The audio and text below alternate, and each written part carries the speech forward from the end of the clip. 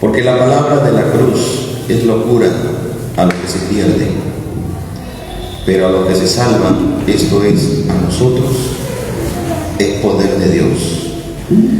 Pues está escrito: destruiré la sabiduría de los sabios y desecharé el entendimiento de los entendidos. ¿Dónde está el sabio? ¿Dónde está el escriba? ¿Dónde está el disputador de este siglo? ¿No ha enloquecido Dios la sabiduría del mundo? Pues ya que en la sabiduría de Dios el mundo no conoció a Dios, mediante la sabiduría agradó a Dios salvar a los creyentes por la locura de la predicación. Esta última parte es tremenda. Pues ya que en la sabiduría de Dios el mundo no conoció a Dios, mediante la sabiduría agradó a Dios salvar a los creyentes por la locura de la predicación. Amén. Dios y Padre, encomendamos una vez más a ti, rogando, Señor, la asistencia de tu Santo Espíritu, para que en medio nuestro, Dios, se revele el Espíritu de sabiduría y revelación, se muestre, Padre, a cada uno de nosotros, abriendo todo entendimiento y revelando tu palabra a cada corazón, a fin de que, cimentados y arraigados en Cristo, podamos crecer sanos, saludables, fuertes, entendidos de toda voluntad, de todo deseo y de todo anhelo de tu corazón, Señor. A ti la gracia, Padre, en esta tarde, en el nombre de Jesús. Amén. Bien, en sí cada versículo que tenemos aquí en esta lectura, realmente sería todo un tiempo para compartirlo, porque tiene tantísima riqueza y tantísimo para compartir, que la verdad que nos quedaría chico el tiempo. Pero vamos a procurar ser un poco sintetizados en este tema y poder en esta mañana, creo, entender algo que mucha gente cristiana creo que no entiende, menos la gente que no conoce a Dios. Y lo importante es de que nosotros como creyentes podamos entender el mensaje de la cruz, ¿no? Porque acá nos habla de la palabra de la cruz. Y la palabra de la cruz tiene un contenido, tiene un mensaje, tiene un propósito, tiene una esencia que todo creyente debe asimilar e incorporar a su vida y sea parte de su vida. Cuando eso es así, en verdad esa esencia de parte de Dios que contiene ese mensaje de la cruz, que es la síntesis de todas las cosas que Dios ha tratado de hacer con la humanidad, cuando eso está en el corazón de alguien, créanme, nunca estará tranquilo, nunca estará conforme. Siempre su visión será llegar hasta lo último de la tierra.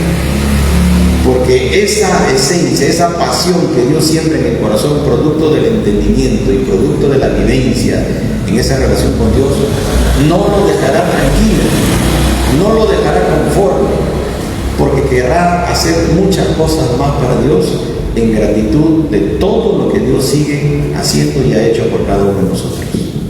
¿Amén? Lo contrario es llevar una vida conformista, relajada, acomodada al momento, al tiempo, pensando más en uno mismo que en la gente, pensando en sus planes personales que en los planes de Dios, y hacemos todo un entorno muy cómodo, muy simple, y que tomamos a Dios solamente en las urgencias, en las necesidades, en los problemas, pero más allá no vamos.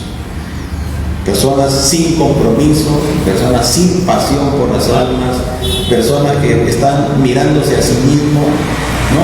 O a su entorno más cercano, y que no ven el Evangelio más allá de sus cuatro paredes. Pero el Evangelio de Cristo no tiene esa esencia. ¿Amén? Entonces, cuando vamos a esta palabra, vamos a procurar entender la importancia que tiene esto. ¿Y por qué Dios lo encerró así? ¿Y por qué lo hizo así? ¿Y por qué tiene que ser a través de la predicación, ¿no? A través de alguien que vaya con un corazón encendido, ¿no? Llevando un mensaje de parte de Dios? Tiene que hacerse la voluntad de Dios, tiene que cumplirse el plan, tiene que Dios mostrarle al mundo lo que Dios es capaz de hacer. Y para eso va a necesitar a hombres y mujeres. Miren, los ángeles se arrancan las alas en el cielo, se despluman en el cielo, por decir así, queriendo ser ellos los que predican. Están diciendo, yo voy, estos hermanos, tus hijos no, yo voy, mándame a mí. Ellos dicen, quieto, porque eso ha sido separado para mis hijos. Yo voy a esperar el tiempo, el momento y las personas que Él va a levantar para ese fin. Pero tú, tranquilo, tú no estás llamado a ese propósito. Ese propósito es para nosotros, no para los ángeles, no para los serafines, no para los arcángeles, no para ninguna parte del ejército de Dios, no, solamente para los hijos de Dios, los que tienen que hablar de su Padre, de su Señor. ¿Ven? Y no hay mejor cosa que un hijo hable de su Padre. No hay mejor cosa que un hijo hable de su Padre, que pueda decir, mi padre me enseñó esto, mi padre aprendió esto, mi padre hizo esto, mi padre hizo lo otro, y eso realmente trae mucho contentamiento al corazón del Padre. Y Dios ha querido que sus hijos hagan esa tarea. Amén. Amén. Entonces, cuando Pablo, luego de ver una serie de conflictos, porque si leemos los versículos anteriores, en muchas Biblias tiene el título, está dividido Cristo. Porque nos va a hablar de las discusiones que hay entre unos y otros, ¿no? Que yo soy de Pablo, que yo soy de Pedro, que yo soy esto, que yo soy el otro, y lo más espiritual es, no, yo soy de Cristo y de nadie más, ¿no? Y el título que tiene está Cristo dividido, como dando a entender un estado inicial de la fe de muchos, que tratan de identificarse con un hombre, ¿no? Y son partidarios del hombre, son partidarios de la denominación, son partidarios de su tradición y de sus costumbres, de la herencia de sus padres, y defienden a morir eso como que eso fuera lo que uno tiene que defender, ¿no? Acá no estamos siendo formados para defender así lo es, si no es, no. Es cuando porque no, tampoco. Es Cristo. ¿No? Y el día que la iglesia del Señor se ponga la camiseta realmente de Cristo, se saque la que tiene, ¿no? De la denominación, de su tradición, del hombre que admira, ¿no? Como algunos hacen, pues creo que la historia de la iglesia va a cambiar. Pero mientras tengamos a un Cristo dividido, fraccionado, ¿no? Que de pronto tú sales a predicar a un lugar que no es tu territorio, lo ideal sería, incluso aquí mismo, lo ideal sería que cuando tú sales a predicar a un lugar, todos tus hermanos en Cristo que están escuchando deberían plegarse a ese esfuerzo y deberían sumar a ese esfuerzo, pero te miran, la predica, su predicación, su problema, como que fuera otro Dios, como que fuera otro mensaje, como que fuera algo diferente a lo que uno ha creído. Y vemos un mensaje, o mejor dicho, un testimonio fraccionado de lo que es Cristo. Cada quien en lo suyo, ¿no? Yo hago mi tarea para mi iglesia, ¿no? Lo que jale para mi iglesia, para mí. Como que esa fuera el reino, como que esa fuera el propósito, como que eso solamente somos salvos, cuando en realidad el mensaje es otro. Y por eso lo anterior, Pablo le dice, mira, está pasando este asunto, ¿no? Así es el mensaje. Como quien dice, ¿qué cosa han entendido ustedes del Evangelio? El Evangelio, si bien es cierto que Pablo andó haciendo muchas cosas y hizo una buena labor, no significa que Pablo es a quien yo tenga que imitar y seguir, emular y solamente cerrar mis ojos con Pablo. Lo mismo en el caso de Pedro, ¿no? Cuando el mensaje correcto es, yo debo fijar mi mirada en Jesús. Amén. Solamente en Jesús, no en el hermanito que me cae bien. en la hermanita que tengo simpatía, ¿no? No, mi mirada tiene que ser en Cristo, no en el pastor, porque el pastor hace X y dice, ya yo miro a él. No debo fijarme ni en el pastor, ni en la hermanita, ni en el hermanito, ni en la mamá, ni en el papá, en nadie, más que en Cristo. No porque mi iglesia es grande, porque mi iglesia es fuerte, porque mi iglesia es esto, tampoco. No, porque nosotros tenemos más de 100 años en este lugar trabajando, tampoco.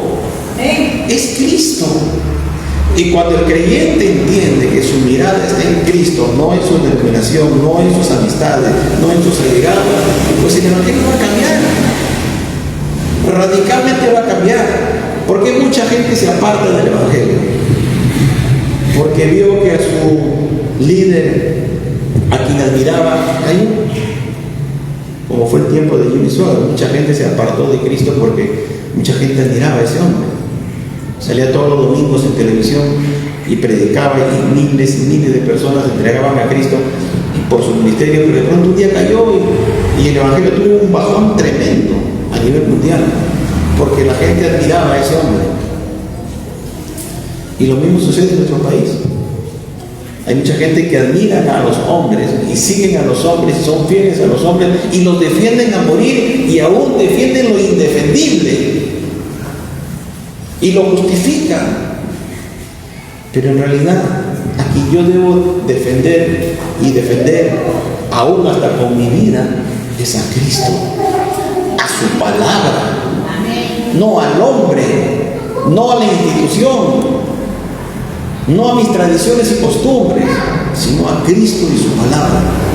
¿Amén? Por eso es que Pablo deja estos versículos para tenernos las cosas claras. Y nos dice, porque la palabra de la cruz, y nos despoja de instituciones, nos despoja de costumbres, nos despoja de todo para centrarnos en algo. Dice, mira la cruz, no el objeto, no el crucifijo. Mira la cruz, que eso te va a transmitir un mensaje. Eso contiene una palabra. ¿Qué palabra contiene? Todo lo que significó la obra de Cristo. Porque la cruz es el momento y el lugar donde se consuman todas las cosas. No sé si se han dado cuenta de eso. Jesús habló e hizo muchas cosas en esta tierra. Unas cuantas están registradas en los evangelios, pero muchas no están registradas. Solo se registró lo más importante, o lo que Dios consideró que era importante registrar. Pero Él hizo muchas cosas, y dentro de las muchas cosas permitió que lo más importante quede registrado, porque las muchas cosas que Él hizo, se concluyen o se confirman o se materializan, mejor dicho, en la cruz. Así que cuando yo miro la obra de la cruz, el mensaje que hay detrás de la cruz, eso me va a generar palabra para mi vida. Palabra que la iglesia de Cristo necesita, urgentemente necesita.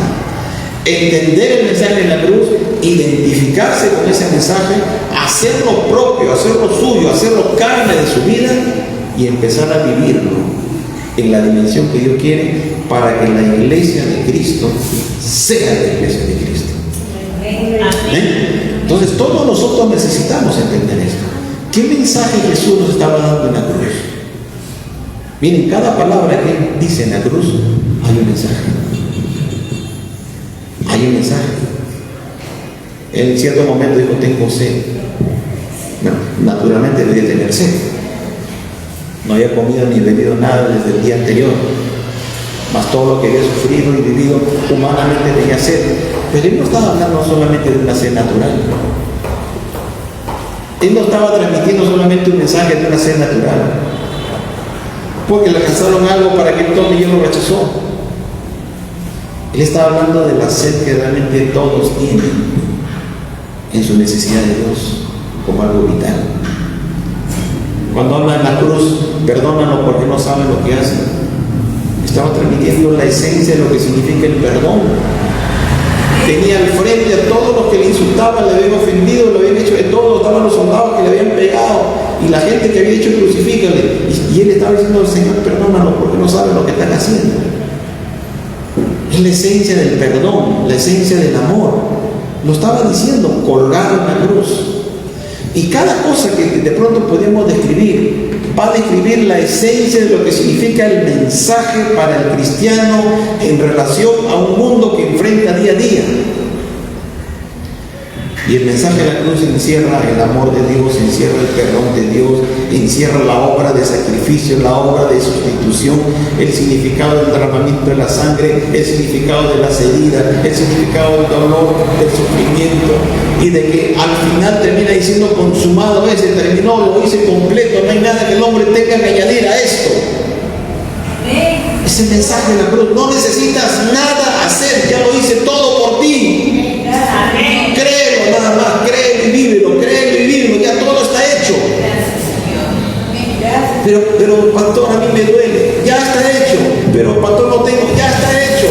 Pero estoy sufriendo, ya está hecho. Ya hubo alguien que sufrió, lloró, derramó sangre, murió, entregó su vida por ti y por mí, ya está hecho. Pero tenemos que entenderlo. Gracias, Señor. Tenemos que interiorizarlo en el corazón. Tenemos que vivirlo. Cuando leemos, por ejemplo, la carta de Efesios que venimos estudiando, él dice que por su obra unió dos pueblos. No hay separación entre judíos y griegos. Somos uno en Cristo. Es lo que está diciendo. A los demás que los judíos le llamaban perros, que tú no tienes nada que ver con Dios ni con nosotros, y que ellos se atribuían solamente a ser los únicos que serán poseedores de la gracia de Dios,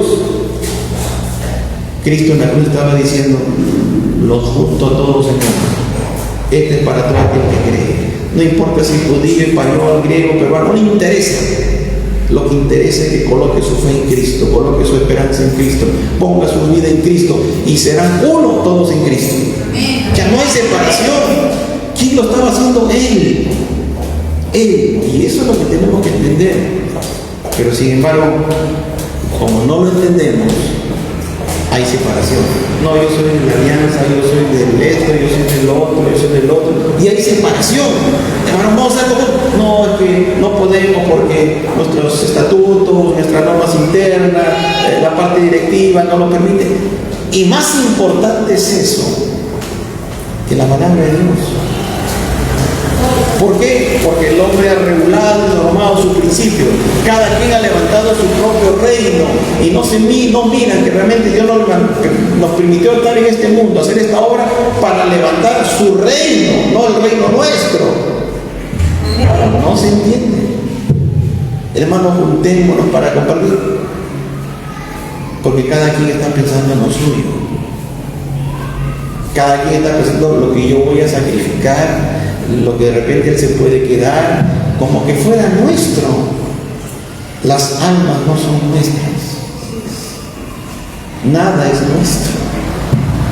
Nosotros, por la palabra, simplemente somos administradores de su gracia. La gracia viene de Él. Él es el dueño de todo. Yo administro nada más. Y de mi administración yo voy a dar cuenta. Pero no se entiende eso. ¿Por qué no se entiende eso? Porque no se entendió la palabra de la cruz. No se entendió el mensaje de Dios. ¿Amén? ¿A cuánto le cuesta perdonar? A muchos. Porque no entendieron el perdón. No entendieron el mensaje de la cruz. ¿A cuánto les cuesta amar? A muchos. Porque no entendieron el mensaje de la cruz. ¿A cuántos les cuesta depender del Padre y depender de Dios? A muchos. Porque no entendieron el mensaje de la cruz.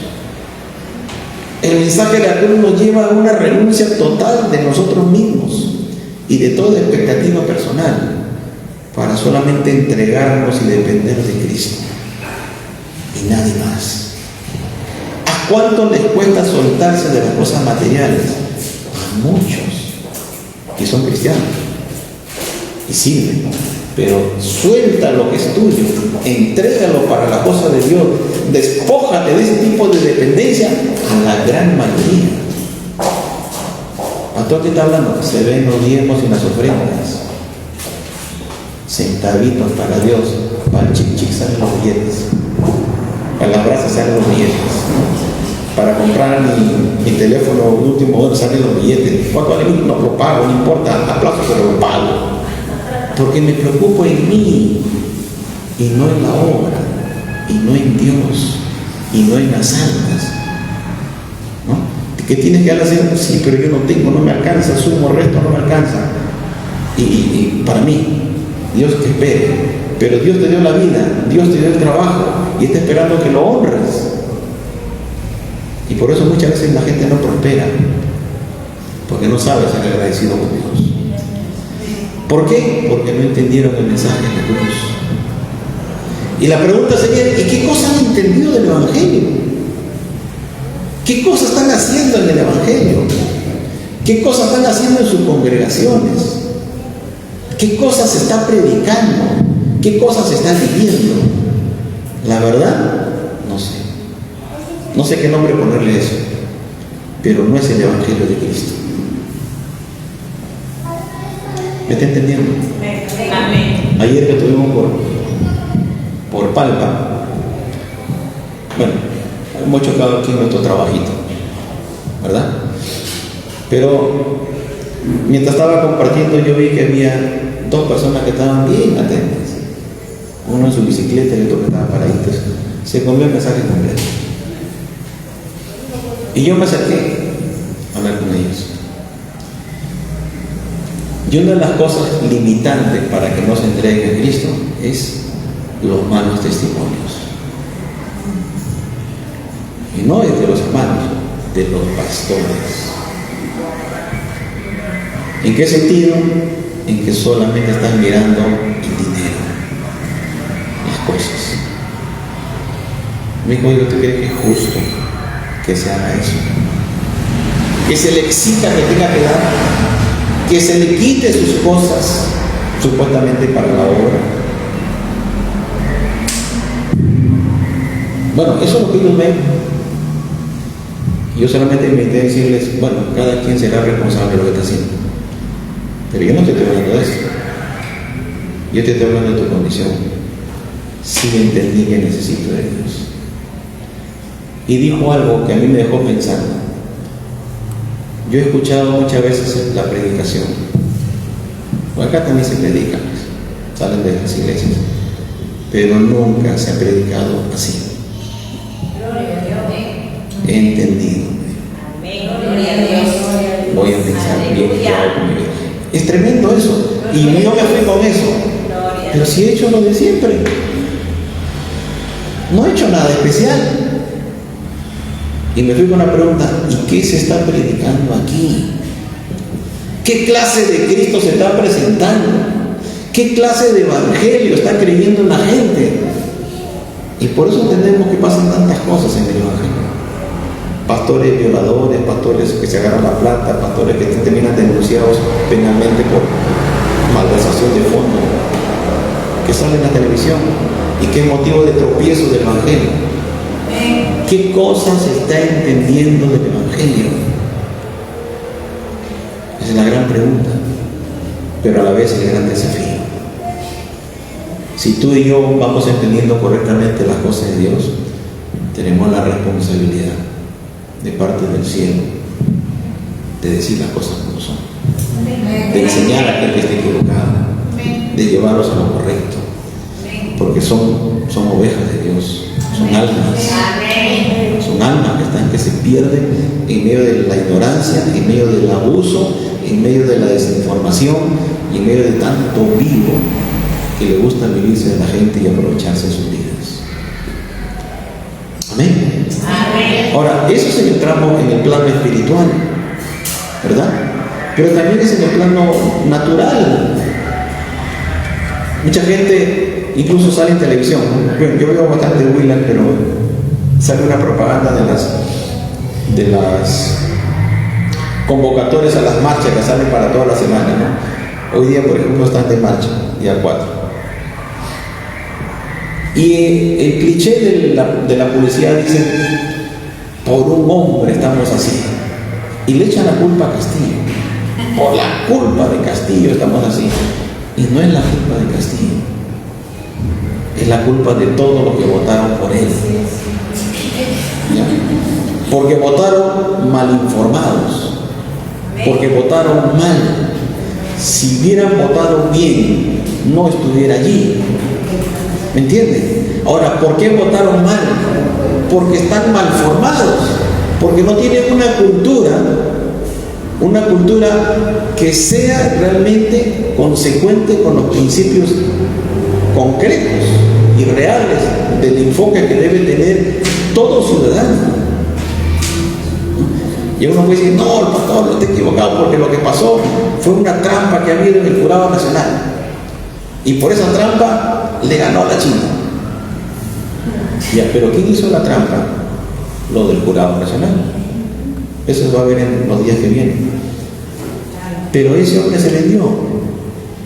A ese hombre no le importó el destino del país. Lo que le importó es los miles o los millones que le pusieron adelante y cambiaron, no procede, nombraron, como hicieron. Pero para que alguien se venda y traicione su país es porque está pensando en sí mismo, es porque está buscando su ventaja y su conveniencia, es porque es un traidor a su profesión, a su país y a sus principios. ¿Y qué significa eso? Que no tiene las cosas claras y lo único claro que tiene es su propio beneficio. ¿Me entienden? Entonces no es la culpa de un hombre, es la culpa de muchos que han llevado a otros tantos a la situación en la que estamos. ¿Y gracias a qué? A que no hay conocimiento, no hay principios, no hay valores, no hay amor ni siquiera por su país. Y menos va a haber amor a Dios. Y esa es la esencia que tiene que ser confrontada frente a la obra de la cruz. Porque la obra de la cruz te invita a renunciar a ti mismo y a buscar los beneficios de Dios, no los beneficios personales, no los beneficios del grupo, sino los beneficios de Dios, porque Él entregó todo por ti y por mí. Entonces cambia el sentido. El mensaje de la cruz tiene mucho que ver con lo que estamos haciendo, porque es la esencia del mensaje que el hombre necesita. Dice que la palabra en la cruz es locura. Es locura para lo que se pierde. Y ahí podemos tener un cierto termómetro de cómo acepta la gente un mensaje.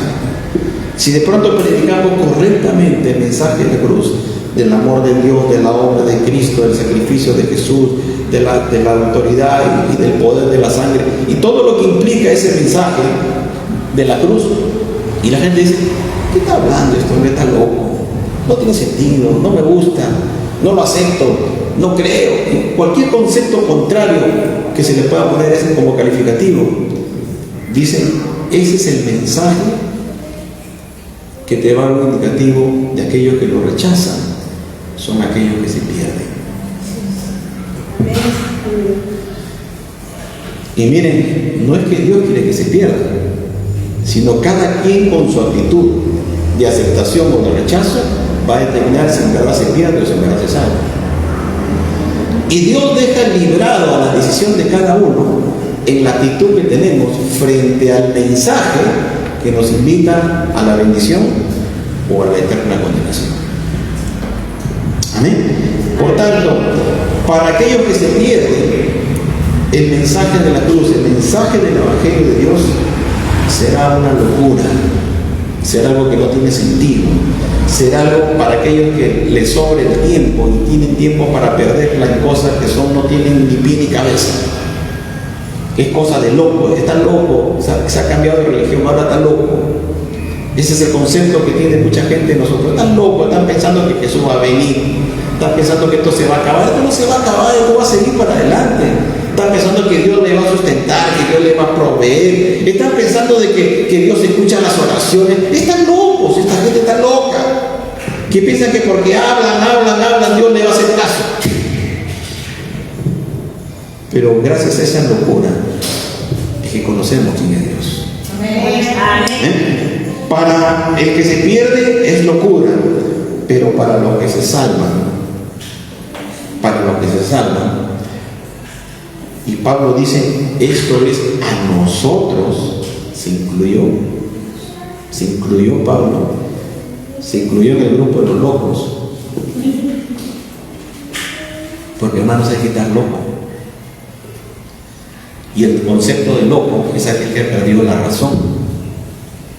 Es aquel que hace cosas que no es común, que escapa a lo natural. Y lo común y lo natural, que un día domingo, hoy de repente estés en tu casa, descansando, viendo tu partido Perú-Nueva Zelanda, ¿no? Si te gusta el fútbol, ¿no? Esperando que sean pues, las 12, la 1 para ir a almorzar en un lugar, ¿no? Pero de pronto los locos están en un culto, los locos están ayunando, los locos están preparándose para salir a predicar más tarde. Están locos, pues. Hacer ese tipo de cosas es que está loco. ¿Por qué no piensa en sí mismo, en lavar su ropa, planchar, hacer sus cosas, en vez de estar predicando en las calles? Es que esas cosas ya se hicieron antes. Está todo listo ya. Porque cada quien ha ordenado sus tiempos, porque a partir de las 3 entra en locura en las calles. ¿Verdad? Y mis hermanas aquí se pegaron un baile en la calle que la gente quedó así. ¡Aleluya! ¿Qué está pasando acá? Estos locos en medio de la pandemia están contentos. Es que la locura es esa, que no depende de las circunstancias del momento ni de lo que te rodee, sino depende porque estás conectado con el cielo. Estás con Él. Estás de paso por acá. Estás anunciando para todos los que se quieran subir al micro y se van con Cristo. Nada más. Estás de paso, no eres de acá. Que se queden con su pandemia, que se queden con sus restricciones, con su mascarilla, que se queden con eso. No es para nosotros ese tema. Es para los que tienen miedo. Es para los que se convierte el mensaje del miedo. No para aquellos que están por encima de esto. No, que te vas a infectar. Claro que si me infecte y si me voy con Cristo, ¿no? ¿Qué problema hay? Pero no, yo no me quiero morir. Y como no me quiero morir, acá está. ¿Verdad? Pongo el hombro. Ese es el mensaje absurdo. El mensaje absurdo que se cree, y muchos que lo creen lo viven. Pero la iglesia de Cristo no está en esa situación. Entonces, para los que se salvan, Cristo es poder de Dios. Miren lo antagónico entre la locura, que el mundo considera que están locos, al otro escenario, poder de Dios. Es que cuando alguien cree el mensaje de la cruz, va a vivir el poder de Dios. Y cuando hablamos del poder de Dios, no estamos hablando de que pasa y su sombra sana, de que se levantan los muertos. Eso puede darse también. Pero el poder de Dios está graficado en el poder sobre el pecado, en una vida transformada y cambiada, en una vida dispuesta siempre a hacer la voluntad de Dios. Allí se manifiesta el poder. Porque para dejar los vicios, para dejar los pecados, para dejar la dependencia de este mundo, se necesita del poder de Dios. Y si lo estás haciendo, estás viviendo en el poder de Dios.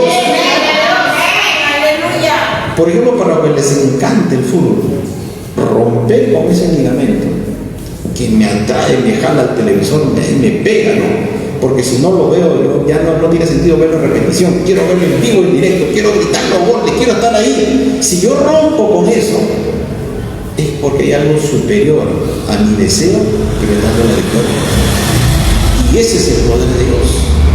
Entonces, aquel que deja los vicios, deja el pecado, deja todo y se va liberando de ese tipo de actitudes dependientes del mundo, entró a vivir el poder de Dios. Y ese poder de Dios lo capacita para amar, para perdonar, para hacer la voluntad de Dios y para la siguiente dimensión de ver la espectacularidad, las cosas que Dios hace a través de nuestras vidas. ¿Entienden? Entonces, para los que entendieron el mensaje de la cruz, se activa el poder de Dios y empiezas a vivir por fe. Y le crees a Dios y te mueves en Dios y Dios habla tu corazón y Dios habla tu vida y Dios hace las cosas porque caminas de la mano con Él. Y Dios quiere que su iglesia camine así. ¿Quiere que vivan en el poder de Dios. Quiere que rompan con el esquema del mundo. Quiere que el mundo te diga, loco, tú estás loco, ¿qué estás hablando?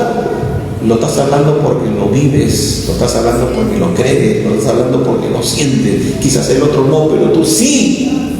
Tú sabes que Dios es real, tú sabes que Dios es bueno, tú sabes que Dios es fiel, tú sabes que Dios es misericordioso, tú sabes que Dios nunca te va a dejar ni desamparar, que ha dado muchas muestras, evidencias de su amor. Por tanto, ¿cómo negar? ¿Cómo darle la espalda a alguien tan bueno y tan fiel? ¿Cómo negarle a alguien que nunca deja de cumplir sus palabras? Cuando alguien se engancha con ese tipo de mensaje, vive en otro nivel. Está para otras cosas. Pero mientras no se rompa con este vínculo del mundo, no funcionan las cosas. Un poco del mundo y un poco de Dios no funciona. Nos engañamos. No funciona ni lo del mundo ni lo de Dios. Lamentablemente, para muchos, debo decirles de que este mensaje nos lleva a que seamos personas así, radicales. O Dios totalmente, o el mundo totalmente. No hay mitad, ni 40, 60, ni 70, 30. No funciona, hermanos. Lamentablemente tengo que decirles que no funciona. Y la verdad es que el tema es que si este asunto no se interioriza en el corazón del hombre, no va a pasar nada. Después no ves quejas, y digan, no, Dios no ha sido bueno conmigo, porque yo creo que Dios no está conmigo, porque si hubiera estado conmigo, todo hubiera salido bonito, todo hubiera sido bien, y hoy fuera un super cristiano.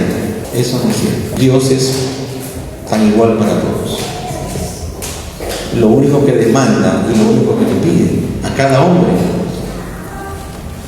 es entregarse, es rendirse, es tomar la cruz, tomar ese desafío que estamos hablando y ir para adelante sin mirar atrás, sin mirar a los costados, su mente y sus ojos puestos en Cristo. No hay más, hermanos, no hay más. No busquemos ningún atajo, ninguna otra alternativa. No hay, no existe. El esquema está puesto por Dios.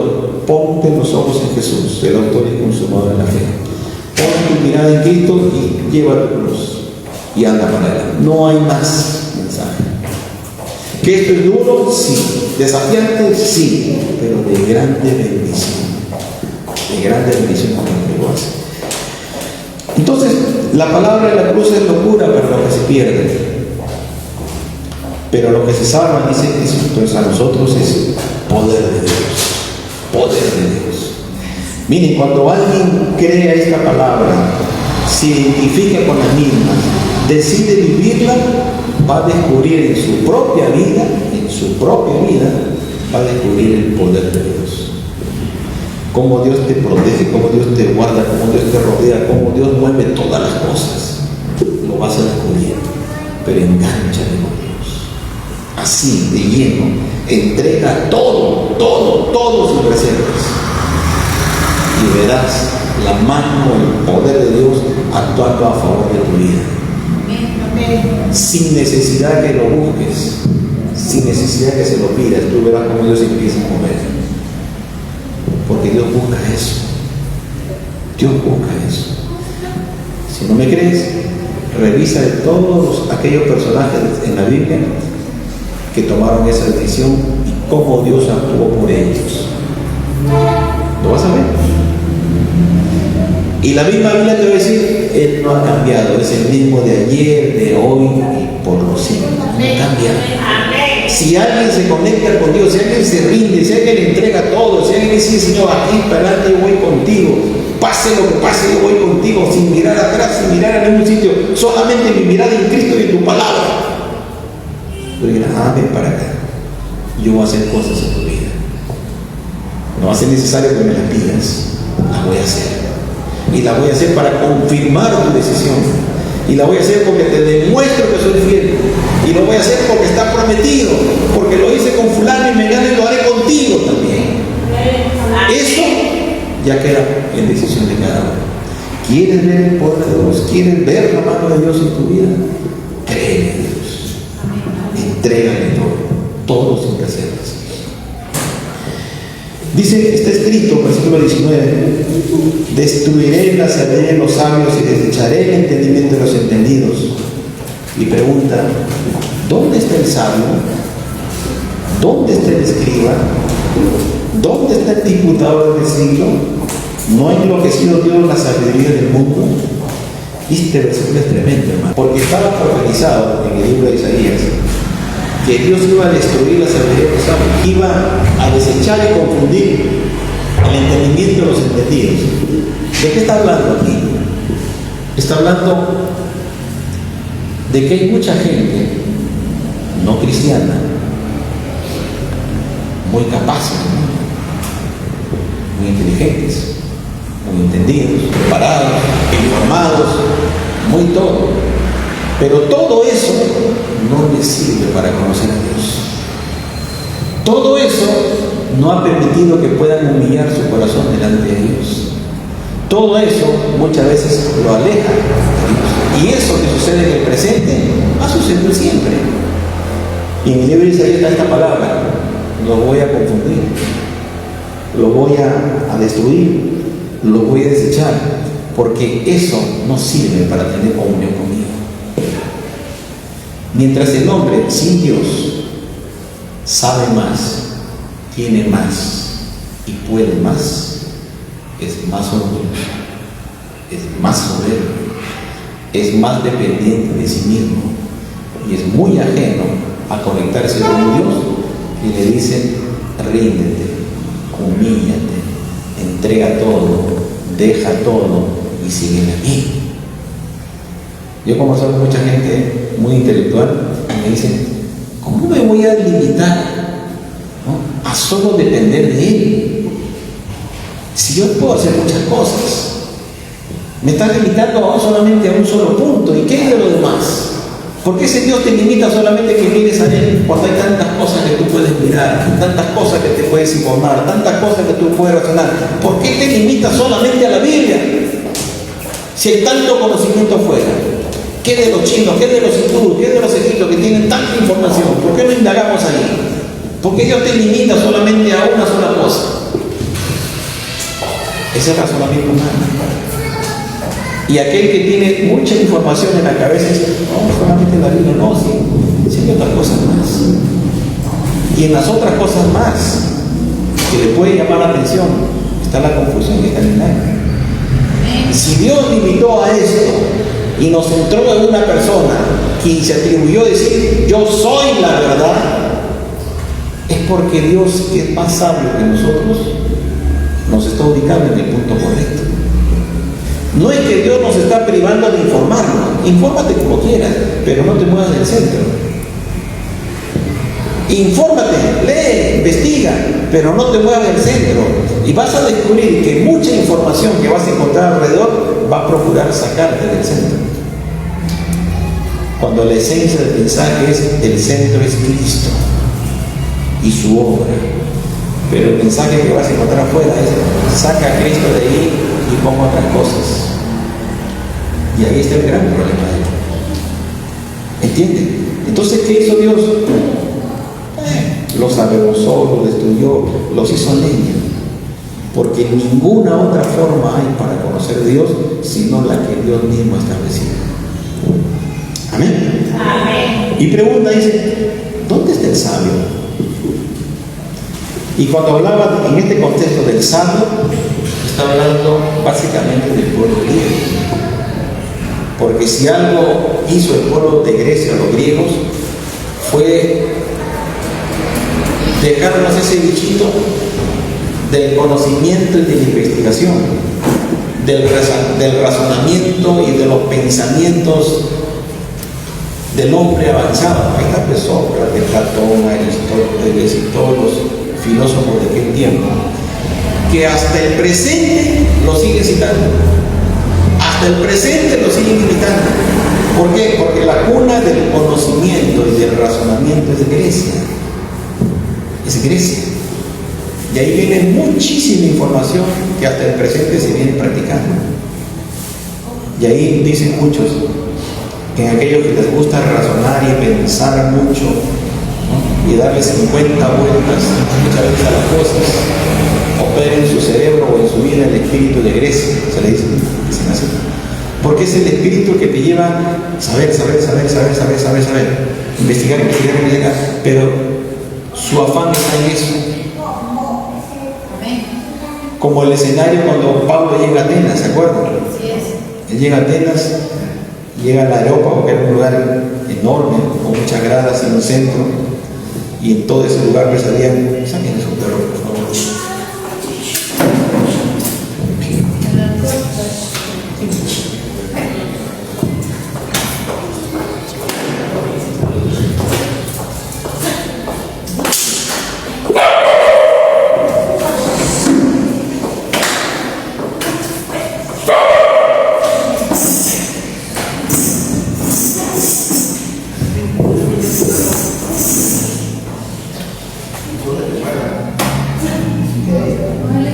Ese de la casa. Ahí está. La oveja negra.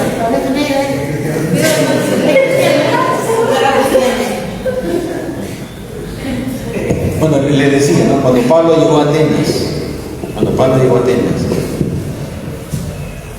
pasaje lo conocen, la gente estuvo dispuesta a escucharlo, porque un pensamiento nuevo. Escuchemos qué trae este pensador. Porque ese era su interés, saber algo nuevo. Y muchos cristianos viven así. Muchos cristianos viven así. No se convierten. Le predican algo, voy a escuchar otro sitio. Y voy a escuchar otro sitio. Y voy a escuchar, y está buscando siempre lo nuevo. Claro, se lo dice de otra manera de repente, pero al final es lo mismo. Y esa actitud lo lleva a estar a veces divagando en diferentes lugares porque está buscando algo nuevo. No está buscando conocer realmente a Cristo, sino está buscando algo nuevo.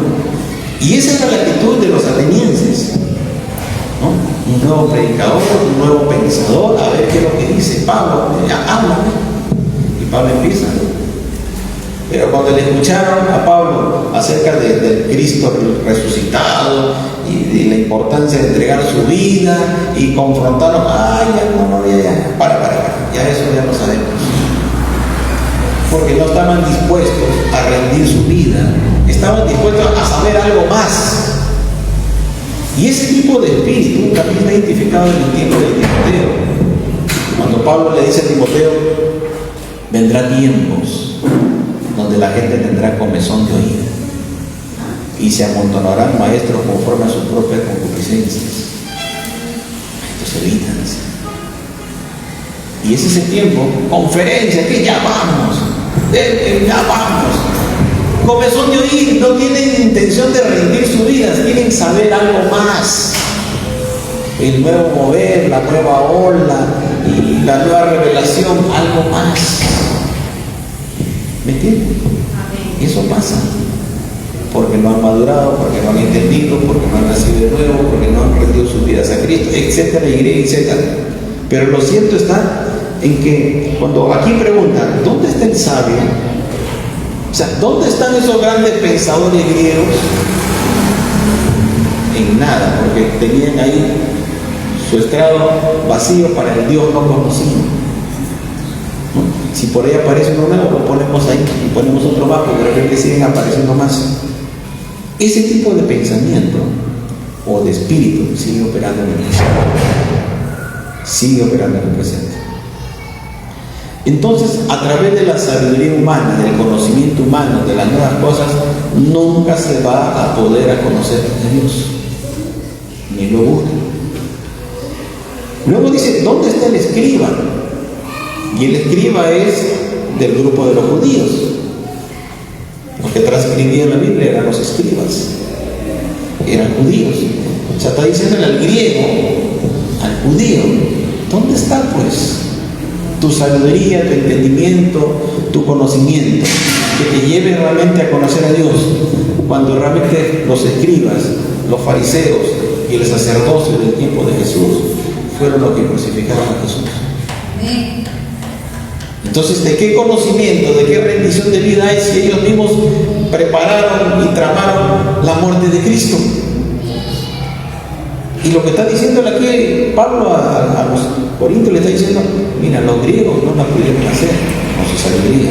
Los escribas, con toda su religiosidad y todo su conocimiento bíblico, porque transcribieron la Biblia, terminaron matando al Mesías. Tampoco lo pudieron hacer.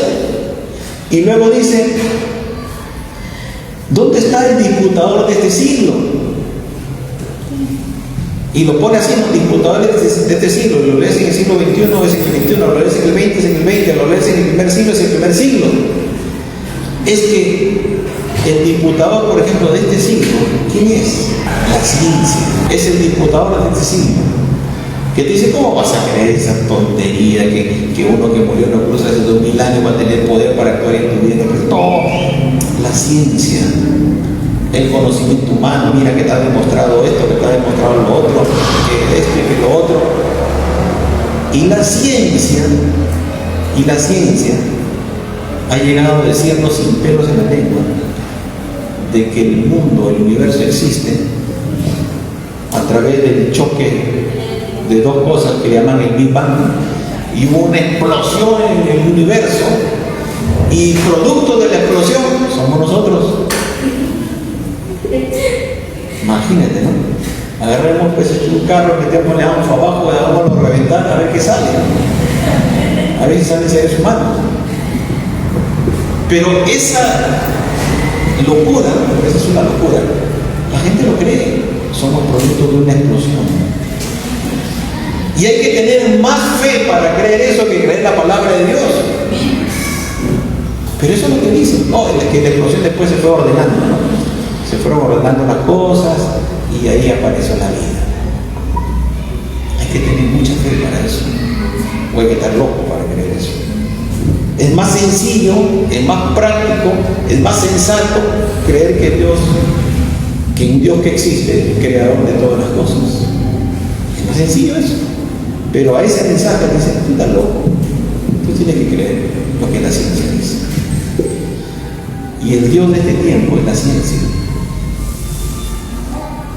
El Dios de este tiempo es la ciencia. Y mucha gente se apoya en la ciencia. En el tiempo en el que estamos viviendo la pandemia, fue la ciencia la que tenía la razón. Fueron los científicos, los entendidos, son los que tienen la razón, y no la Biblia. Y muchos cristianos cerraron sus ojos a la Biblia y cerraron su Biblia y creyeron al mensaje de la ciencia, que poniéndote esto o haciendo tal cosa te vas a proteger. Cuando la Biblia dice en el Salmo 91 que Él es nuestro protector, que nada te dañará. Pero no, yo le creo a la ciencia. Y el Señor: no, también, pero ahora es la ciencia, a lo que están diciendo, a lo que debo hacer. Y dice la Biblia: ¿dónde está el disputador de este siglo? ¿Funcionó? No, porque después dijeron: no es así, es de esta otra manera. Y después mucha gente se fue dando cuenta, por ponerle como ejemplo eso. Dice la Biblia: no ha enloquecido Dios la sabiduría del mundo. Los que están locos, ahí son ellos, porque están creyendo realmente tremendas locuras. Y podemos hablar mucho respecto de la ciencia, respecto a este tema, pero lo que nos interesa, habiendo entendido cuál es lo correcto, Dios, ¿qué hizo? Por ejemplo, en el tema de sabiduría, dice que a través de la sabiduría el hombre no pudo conocer a Dios. Versículo 21: ya que la sabiduría de Dios el mundo no conoció a Dios mediante la sabiduría. ¿Y por qué lo dice? Porque el principio de la sabiduría es el temor de Dios.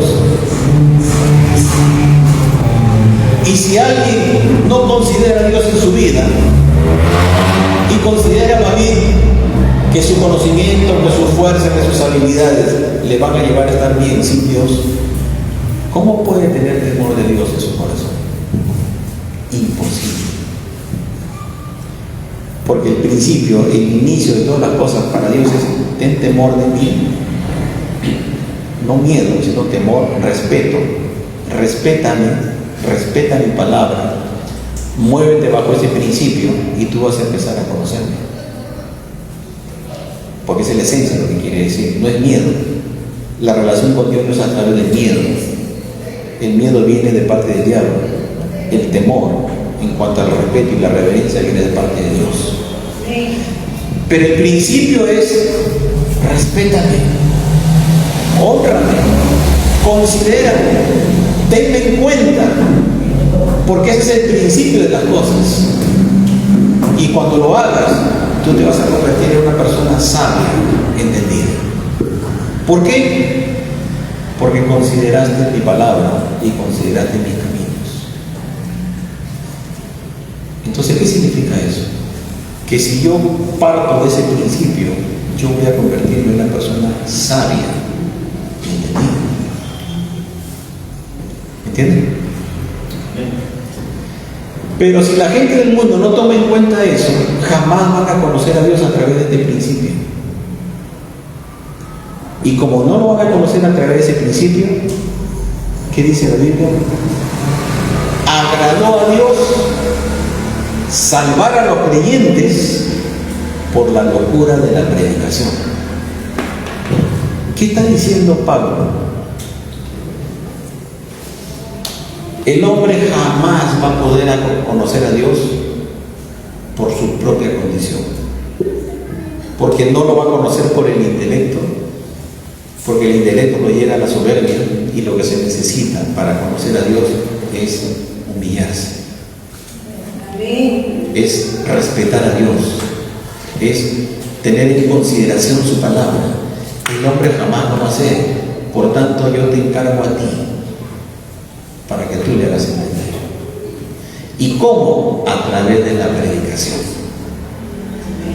Y ese es el gran trabajo, la gran responsabilidad de la iglesia. Que bajo la gracia de Dios, por la palabra de Dios, cada uno de nosotros sea el medio que Dios use para abrir el entendimiento, para que la gente pueda conocer su condición, su necesidad y la obra de Jesús. ¿Quiénes se tienen que hacer ese trabajo? La iglesia. ¿Quién es la iglesia? Cada uno de nosotros. ¿Entienden? Y es importante esta gran tarea, porque nos ha sido dada y cada uno tiene que hacerlo. Por eso es que estamos enfocados en eso. Pero tenemos que conocer cada uno de nosotros el mensaje de la cruz, la palabra de la cruz, conocerla e interiorizarla, para ser cada uno de nosotros la herramienta, el medio que Dios use para alcanzar esas almas que necesitan que alguien les haga entender, que alguien les explique este mensaje, porque ellos por su propia cuenta no van a llegar a esa verdad, salvo que la misericordia de Dios se mueva a ese principio. Pero lo cierto es que Dios puso a su iglesia para que haga esta tarea. Por eso le dijo a sus discípulos: y predicar el evangelio a toda criatura. El que creyere y fuere bautizado será salvo, mas el que no creyere le condenará. Y esa es nuestra gran tarea. Pero empieza entendiendo el mensaje, interiorizando el mensaje, dejando que ese mensaje cambie y transforme nuestras vidas, para que cada uno de nosotros se convierta en el instrumento de Dios. Amén. Para ese fin. Dios lo planeó así, Dios lo hizo así, y Él sabe por qué lo hizo así. Creo que una de las razones por las cuales Él ha permitido esto es para mostrarle al mismo hombre, lo que capaz es Dios de hacer. Porque palabras van y vienen, pero que vaya una vida cambiada, transformada, y que te lo diga y te lo demuestre con su propia vida, eso te deja sin palabras. Creo que una de las razones por las cuales Dios hizo eso. Otra razón podría ser que alguien que ha tenido esta vivencia y experiencia en Dios pueda hablar no solamente con simples palabras, sino transmitir con el mismo sentir de su corazón lo que significa haber experimentado en su propia vida el perdón, la misericordia, el amor de Dios y sus bendiciones.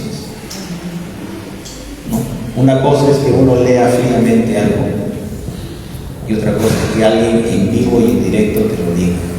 Mira, yo fui así, Dios hizo esto en mi vida, lo conocí así. Hoy puedo decirte, y acá están las evidencias de lo que Dios ha hecho conmigo. Eso tiene un impacto mayor que leer quizás fríamente un folleto, o leer quizás algún libro, o escuchar algo de alguien que de repente ni lo conozco. Pero el trato directo, el evangelismo directo, ¿no? La predicación directa en vivo, eso es lo que el Señor le dejó a los primeros creyentes y que debe continuar hasta el día que el Señor venga por su iglesia. ¿Amén? Amén. Por tanto, enfoquémonos en entender y en vivir el mensaje de Dios. ¿Amén? Si algo podemos hacer en el tiempo que queda, es esto. La iglesia tiene que ser la iglesia de Cristo. Así que rompamos de nuestra mente todo esquema natural en cuanto a denominaciones. Rompamos de nuestra mente todo esquema egoísta de nuestras propias vidas, de estar pensando en nosotros. Es tiempo de pensar en Dios. Amén. Amén. Y dejemos que el Espíritu Santo haga la obra. Amén. Amén. No seamos el obstáculo de lo que Dios quiere hacer. Amén. Dios está buscando gente en este tiempo que le escuche, Amén. que esté dispuesta a hacer su voluntad. Amén. ¿Saben por qué? Porque son de aquellos que Dios quiere usar. Son de aquellos que Dios quiere mostrarle en vivo y en directo quién es Él. Para que luego cada uno de nosotros le mostremos al mundo quién es Dios. Amén. No te la pierdas. No te la pierdas por nada esta oportunidad que Dios nos da. Y habrá tiempo para compartir las experiencias de ayer. Pero no te lo pierdas. Esto recién empieza. Amén. Recién estamos calentando los motores. Recién empieza. Amén. Amén. ¿Cuántos la quieren perder? Bendito Dios y Padre nuestro. A ti sea la gloria de Dios y la honra. Te alabamos y te bendecimos, Dios, porque nos has permitido por tu misericordia conocer algo de tus verdades. Mas te rogamos en Cristo, Dios, que sigas abriendo nuestro entendimiento y nuestros corazones para ti, de tal forma, Señor, que día a día podamos conocerte, escucharte y siempre hacer tu voluntad. Gracias por esta mañana, Dios. En nuestra oración por todos nuestros hermanos que no están presentes, cuídalos, Señor, donde se encuentren. Guarda sus corazones para ti. No permita, Señor, que el enemigo trabaje en estas vidas que por alguna razón no llegaron hoy. Protégelos, Señor. Cancelamos toda obra de las tinieblas en el nombre de Jesús. Y toda arma forjada que se levante contra tu pueblo, Dios, sea quitado en el nombre de Cristo. Guarda tu pueblo, guarda a tus hijos, a todos los que faltan en esta hora y a los que estamos aquí reunidos. No nos suelte de tu mano, poderoso Dios. Permite que nuestros corazones siempre se dobleguen ante ti. Que tu palabra, Señor, sea abierta y haya luz cada vez que la leamos, Señor.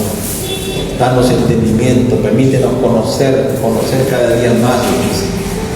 Te damos gracias, Padre, por esta mañana y por este tiempo. Y lo hacemos, Dios mío, en el nombre de Jesús. Amén.